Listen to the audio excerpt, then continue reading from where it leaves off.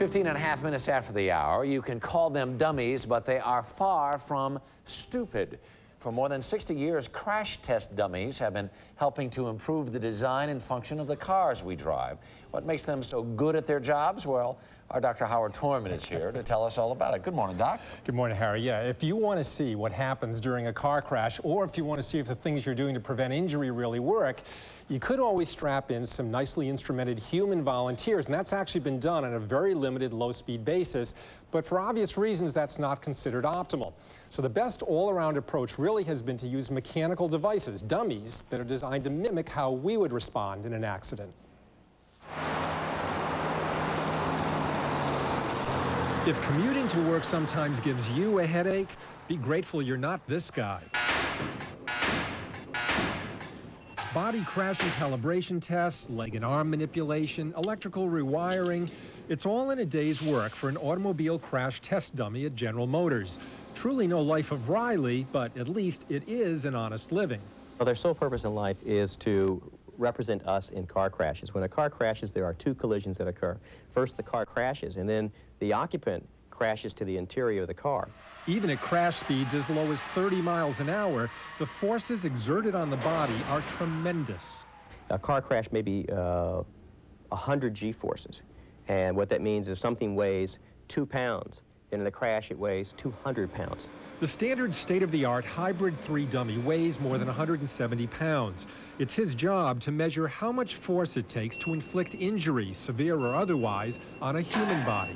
In order for a dummy to represent you, it also has to move like you. So the centers of gravity have to be the same, the proportional weight has to be the same. There is a closer and growing link between engineers and medical researchers, which allow us to get better and better dummies. That's really the bottom line here, is to kind of make sure that these dummies really accurately portray what happens in the real world. And to better do that job of representing the real world, these anthropomorphic test devices, that's what these guys are actually called. They don't like being called dummies, right? These things come in a whole variety of sizes. So we've got here the 50th percentile male, who weighs about 172 pounds. We've got your basic 6-year-old here, weighs about 47 pounds. And this is a 5th percentile woman here. She's about 112 pounds. There are actually some other size kids available. She doubles as a teenager. There are bigger and smaller guys as well. I was amazed just when we were setting this up before. It took a whole bunch of people to...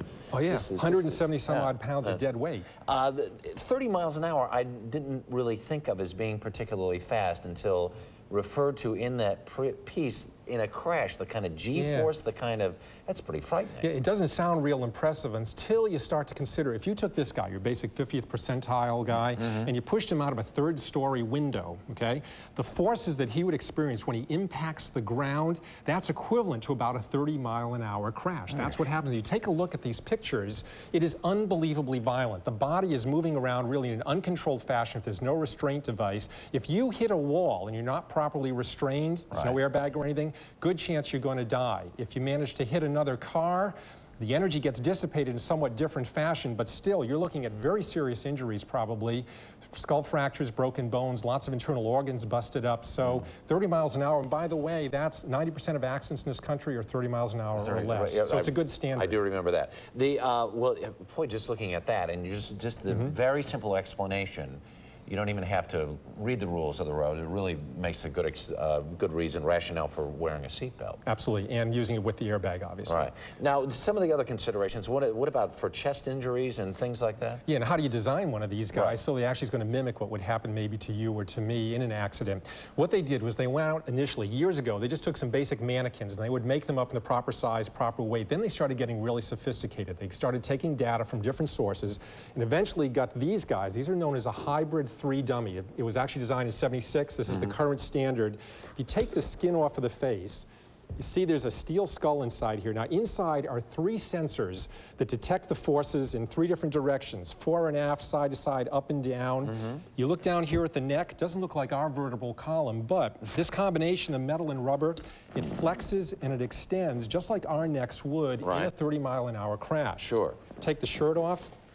Now you get to see the action down below here. There's actually a rib cage under here, which mimics how ours would respond, or how our chest would respond. These are all attached to sensors? All attached to some sensors up front. This is the breastbone, or your sternum. There are sensors behind here that detect how much compression actually takes place during an impact. There's another sensor buried in the back here, which detects the overall force on the body. Down in the pelvis, we've got these that connect to instrumentation. Some of these actually have additional sensors down here. In the femur, the thigh bone, there's actually a rod which extends all the way back here. There's a sensor in there that takes the forces that would come in if you had a knee impact. And the knee, by the way, has been tuned to represent our knees here. Pretty substantial. So it is great technology. And what's remarkable about it is it is constantly evolving. The researchers are always trying to come up with a device that is more lifelike. So the most advanced ones, which we can get a look at somewhere along the line here. Here we go.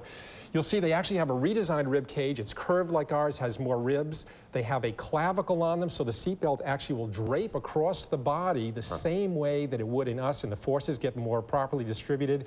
These things are becoming much, much more sophisticated. See, my 6-year-old son is going to want one of these. He likes the little crash test dummies that they sell in stores. Just get him the stickers they use for the photographs. Put him on the side of his head. He's going to want one of these now. Now, what about, now this is for, well, this is a woman, right? Fifth percentile gal or what teenager. about kids then, and what about especially for pregnant women? What kinds of things are they doing for that? There's a lot of interest in looking at those, particularly because those are difficult to measure. You have difficulty trying to see what happens to them in an accident. So for kids, they've got some rag dolls, the ragdoll size ones that represent the little babies.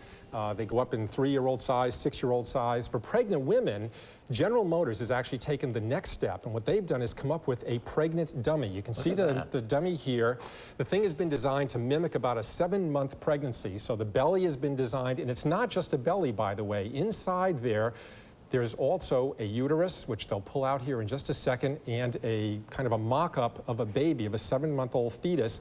And the whole thing, the uterus as well, has inside of it amniotic fluid made of a gel that mimics how the real fetus and uterus combination would respond in an accident. Again, the whole concept here is to try and get better information. You know, we talked about the sensors. 10,000 pieces of information per second come out of these things in a crash. Never knew about any of that stuff. Howard, very interesting. Thanks so much. 23 minutes after the hour.